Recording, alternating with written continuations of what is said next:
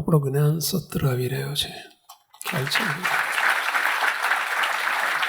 તારીખ જ્ઞાન સત્ર 18.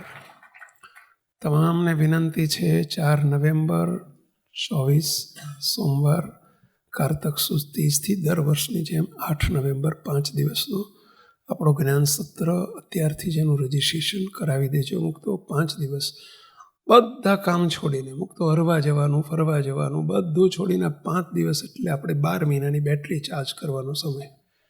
કેટલા હું માનો છો કે આ વાત સાચી છે? પહેલાં 12 મહિનાની બેટરી ચાર્જ કરવાનો સમય.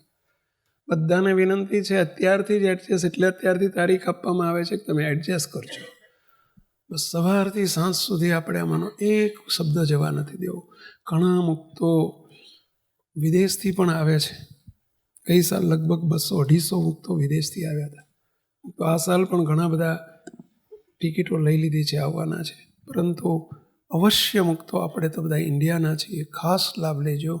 અને કિશોર યુવકોને તમારી નમ્ર અરજ છે, વિનંતી છે. પેલા મારી નજર તમારી પર બહુ હોય છે, તમે ના આવો તો અમને બહુ દુઃખ થાય.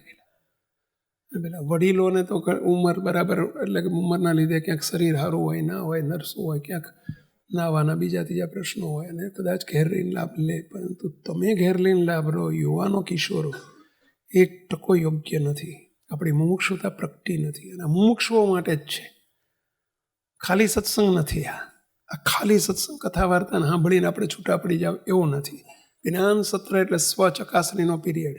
જ્ઞાન સત્ર એટલે પૂર્ણ પાત્ર થવા માટેનો પિરિયડ. જ્ઞાન સત્ર એટલે મહારાજના વાલા દીકરા થવાનો પિરિયડ. જ્ઞાન સત્ર એટલે રાજીપાથી ભરાવાનો પિરિયડ.